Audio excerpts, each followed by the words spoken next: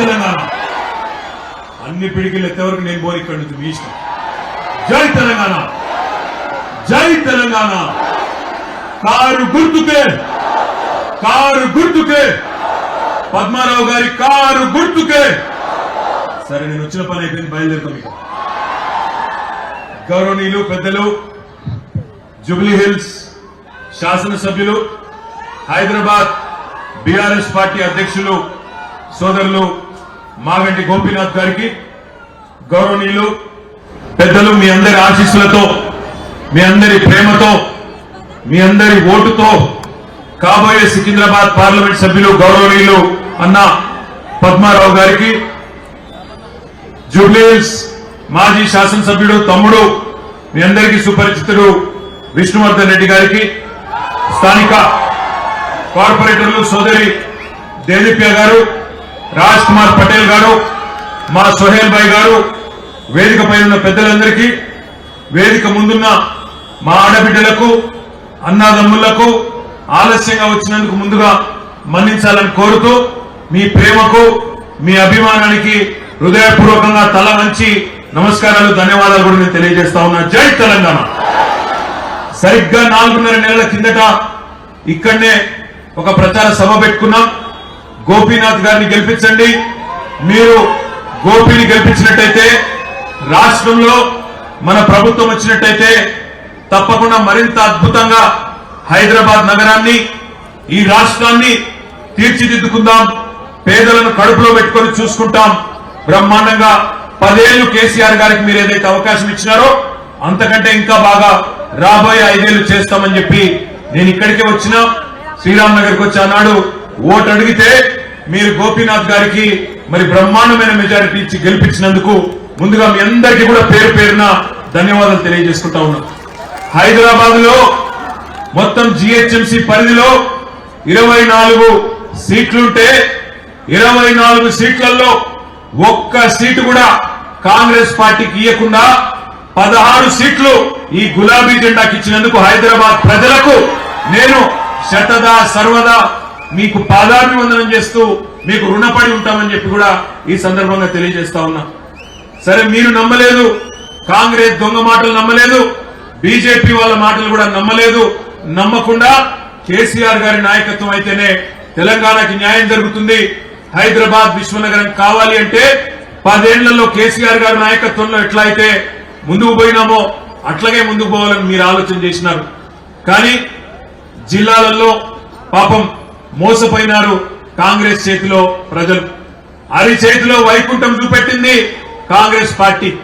నోటికొచ్చిన హామీలు, అలవి గాని హామీలు, నోటికొచ్చిన హామీలు ఇష్టం ఉన్నట్టు చెప్పినారు. 2014లో ఒక పెద్ద మనిషి బడేబాయ్ నరేంద్ర మోడీ 2014లో బడా మోసం చేసినాడు. ఆనాడు ఏం చెప్పినాడు ఆయన? ఆప్ సభీ లోగోంకో, అందరికీ నేను చెప్పేది ఒకటే, హైదరాబాద్ లో హిందువులైనా ముస్లింలైనా ఒకరి మతాన్ని, ఒకరి నమ్మకాన్ని, ఒకరి విశ్వాసాన్ని మరొకరు గౌరవించుకుంటాం కాబట్టి వాళ్ళ ప్రార్థన, వాళ్ళ మతం సంబంధించిన ప్రార్థన వచ్చినప్పుడు మనం ఆగి వాళ్ళ గౌరవించే ఒక సంస్కారాన్ని మన పెద్దలు మనకు నేర్పినారు కాబట్టి నేను ఆగినాను తప్ప ఇంకోటి కానీ కాదు. దయచేసి నేను మిమ్మల్ని కోరేది ఏమంటే, అన్నాదమ్ముల్లాగా హైదరాబాద్ లో కులం ఏదైనా, మతం ఏదైనా, ప్రాంతం ఏదైనా అన్నాదమ్ముల్లాగానే కలిసి ఉన్నాం. హైదరాబాద్ అనేది మనందరికీ అన్నం పెట్టిన అమ్మలాంటి నగరం హైదరాబాద్. భారతదేశంలోని ఏ నగరం నుంచి ఇక్కడికి బతుకు తెరువు కోసం వచ్చినా కడుపులో పెట్టుకొని చూసుకునే నగరం హైదరాబాద్. ఇదే జూబ్లీ హిల్స్ కాన్స్టిట్యున్సీలో ఎక్కడెక్కడి నుంచో భారతదేశంలోని ఎన్నో రాష్ట్రాల నుంచి ఇవాళ పొట్టకూటి కోసం ఇక్కడికి వచ్చిన మా అన్నదమ్ముళ్ళు, మా అక్క చెల్లెలందరూ గత 10 సంవత్సరాలు కేసీఆర్ గారి ప్రభుత్వంలో ఎట్లా శాంతియుతంగా కలిసినామో మీరే చూస్తా ఉన్నారు. కానీ 2014లో నరేంద్ర మోడీ గారు పెద్ద పెద్ద మాటలు చెప్పి భారతదేశానికి ప్రధానమంత్రి అయినారు. ఎన్నో మాటలు చెప్పినారు. బడాబాయ్ బడా మోసం ఆ రోజు 2014లో చూసినాం. మీరందరూ ఖాతాలు తెరవండి, భాయియో బహనో, ఆప్ సభీ లోగ్ జన్ ధన్ ఖాతా ఖోలో, మే 15 लाख डाल दूंगा, ధనాధన్ డాల్ దూంగా అన్నాడు. ఎవరికైనా వచ్చినాయా 15 లక్షలు?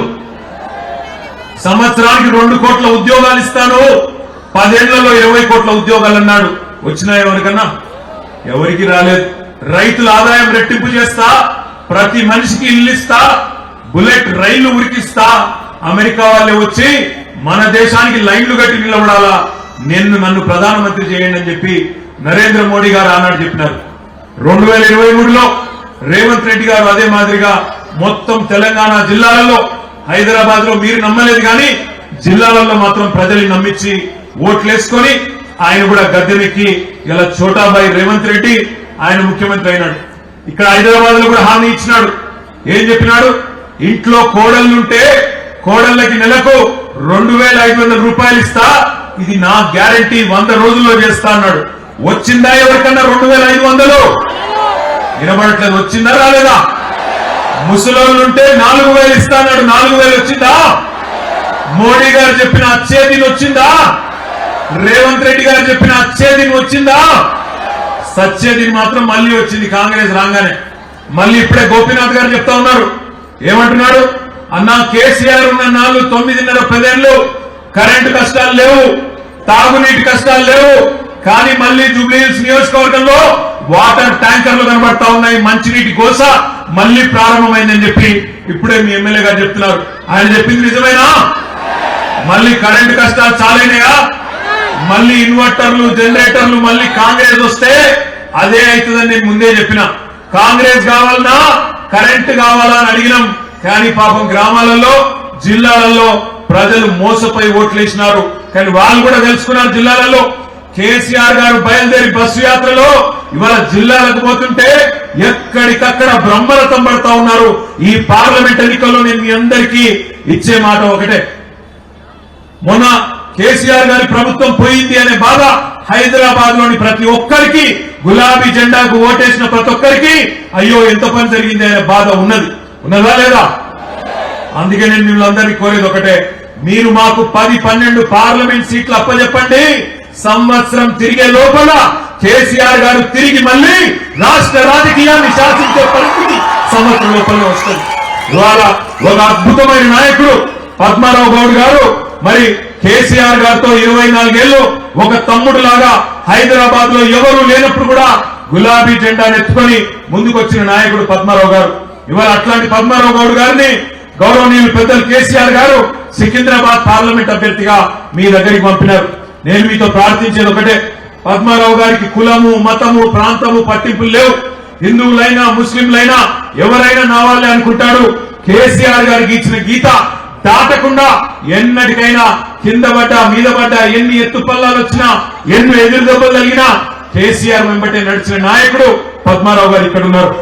అదేవిధంగా అవతల కాంగ్రెస్ లో నిన్నగాక మొన్న ఖైరతాబాద్ లో ఈ గులాబీ కండువా కప్పుకొని గెలిచిన ఆయన ఇలా కాంగ్రెస్ అభ్యర్థిగా సిగ్గు లేకుండా గెలిచిన ఎమ్మెల్యే పదవికి ఖైరతాబాద్ ప్రజల తీర్పు కూడా అపహాస్యం చేస్తూ ఇలా కాంగ్రెస్ అభ్యర్థిగా మీ ముందుకు వస్తా ఉన్నాడు.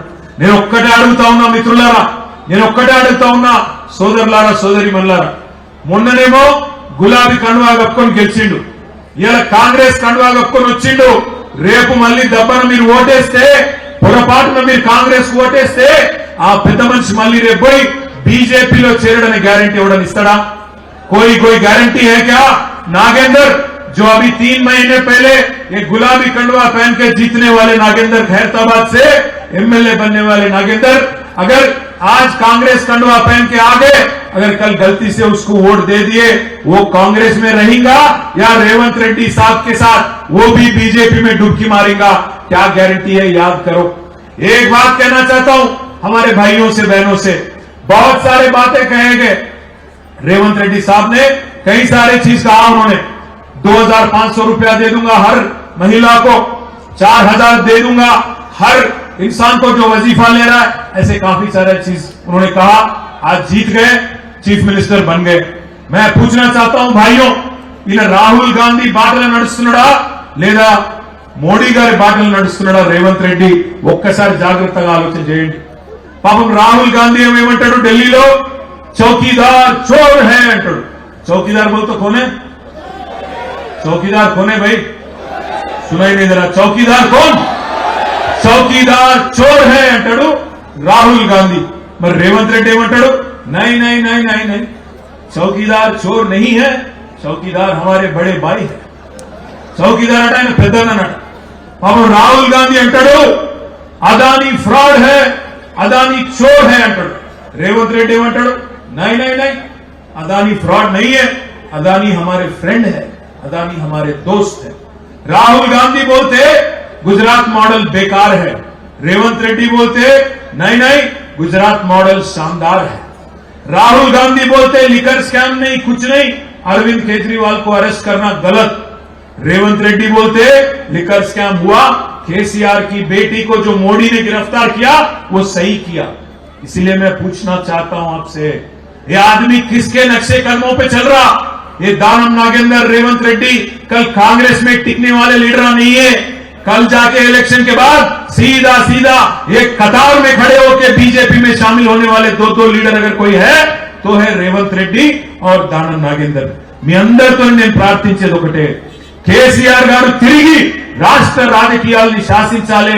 తిరిగి మన హైదరాబాద్ లో కరెంటు సమస్య ఉండొద్దు, మంచినీళ్ల సమస్య ఉండొద్దు, హైదరాబాద్ కు వచ్చిన పెట్టుబడులు తిరిగి వెనుకకి పోవద్దు అనుకుంటే, మళ్ళీ కేసీఆర్ గారి పార్టీ బలంగా ఉండాలి అనుకుంటే దయచేసి హైదరాబాద్ లో ఉండే ప్రతి అన్న, ప్రతి అక్క, ప్రతి చెల్లె మీ అందరినీ కోరేది ఒకటే, మీరు గత 4 ఎన్నికల్లో మాకు వరుసగా ఓట్లు వేసినారు. ఈ ఎన్నికల్లో కూడా నేను మిమ్మల్ని కోరేది దయచేసి కారు గుర్తు మీద ఓటు వేసి పద్మారావు గారిని గెలిపియండి.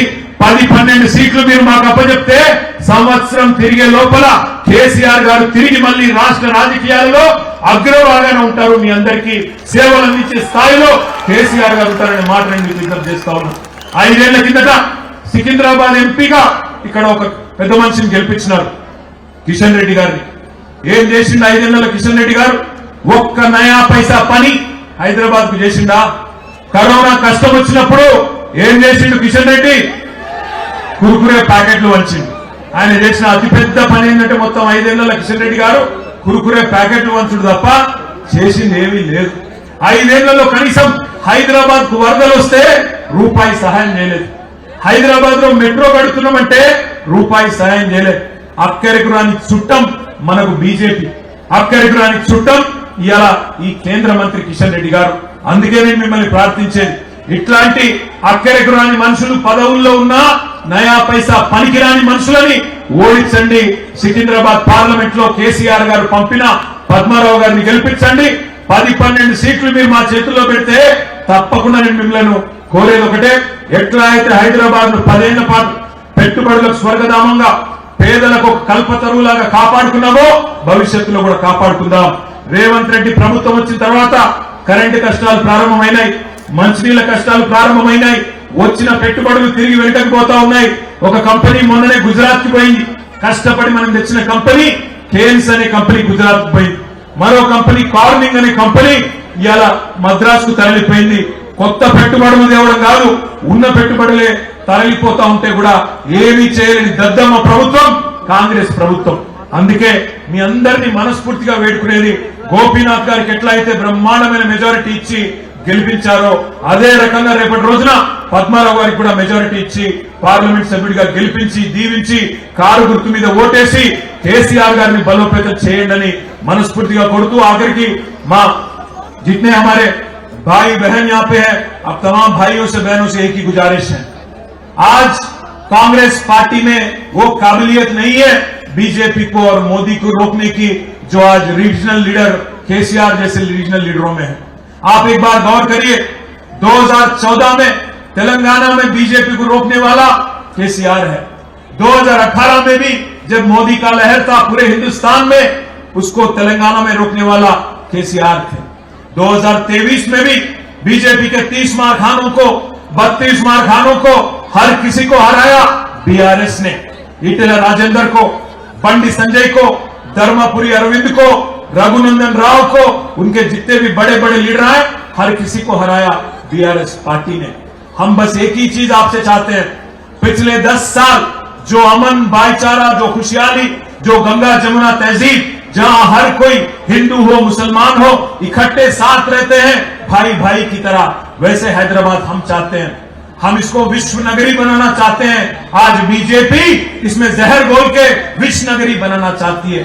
भाइयों, इसलिए मैं कहता हूं एक केसीआर जैसे सेक्युलर लीडर का साथ दीजिए, उनको और मजबूत बनाइए, 10-12 सीट हमें दीजिए ताकि कल जाके फिर 1 साल के अंदर इस रियासत तेलंगाना में फिर एक बार केसीआर का दौर शुरू हो जाए। इसीलिए मैं आप तमाम भाइयों से बहनों से गुजारिश करता हूं, 13 मई को जो इलेक्शन है, हमारे पद्माराव साहब जो सेक्युलर लीडर हैं, पिछले 24 साल से केसीआर साहब के साथ एक छोटे भाई की तरह उनके नक्शे कदमों पे चल रहे हैं, उनको आपका आशीर्वाद दीजिए, दुआओं में याद करिए और कार के निशान पे वोट देके अच्छी तादाद से పద్మారావు సాబ్ కు जिताइए। ముగించే ముందు మీ అందరినీ ప్రార్థించేది ఒకటే, జనరల్ గా హైదరాబాద్ లో మీరు ఏముంటదంటే మనకు ఎంత ప్రేమ ఉన్నా ఓట్లకు రారు అనుకుంటాం, కానీ మీ అందరికీ నేను ప్రార్థించేది, మీ అందరినీ కోరేది ఒకటే,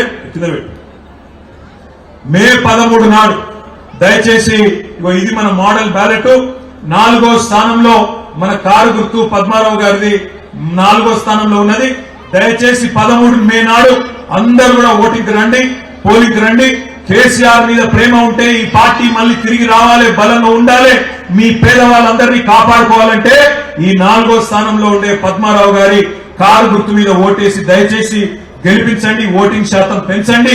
హైదరాబాద్ లో ఎండలున్నాయి, వడదెబ్బలు తాకుతున్నాయి, నాకు తెలుసు, అందుకే పొద్దున పూట తిరగకండి, కానీ కొద్దిగా అయితే 9 గంటల లోపల వచ్చి ఓటేయండి, లేదా మరి సాయంత్రం 3 గంటల తర్వాతనైనా వచ్చి, తప్పకుండా 6 గంటల దాకా ఓటింగ్ ఉంది కాబట్టి ఓటింగ్ కు వచ్చి కారు గుర్తు కొట్టేసి గెలిపించండి అని పేరు పేరున మీ అందరినీ కోరుతూ, మరి తప్పకుండా కారు గుర్తు కొట్టేసి ఒక్కసారి పిడికిల్లే పట్టండి, ఒక్కసారి ఇక్కడ ఉన్నోళ్ళు కాదా అక్క, మీరు కాదా కారు గుర్తు పిడికిలు లేవద్దు। జై తెలంగాణ। చాలా చాలా ధన్యవాదాలు, ఇంత పెద్ద ఎత్తున విచ్చేసినందుకు మీ అందరికీ చాలా చాలా ధన్యవాదాలు। కారు గుర్తుకే థ్యాంక్ యూ। జై తెలంగాణ।